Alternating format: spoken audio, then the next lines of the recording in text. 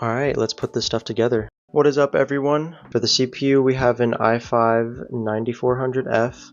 It has 6 cores, 6 threads, and no onboard graphics. For the motherboard, we are using an MSI H310M Pro VL.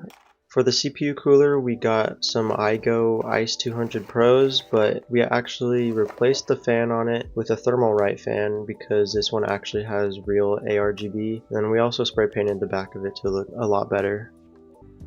Now for the RAM, we have a Corsair kit 2 by 8 gigabytes of DDR4 RAM clocked at 2400 megahertz. For the power supply, we have an EVGA 500BA. It is 80 plus bronze, rated at 500 watts. For the graphics card, we went with an RX 580 8GB model from XFX. It is pretty sleek, it has a nice backplate, and we already re-thermal pasted it. Alright, so that is going to be the end of the video. If you enjoyed, leave a like down below. If you aren't already, please subscribe. That helps us a lot. It helps us to be able to keep doing what we love. And yeah, we're going to get better as we keep going. So that is all for me, and I will see you guys in the next one.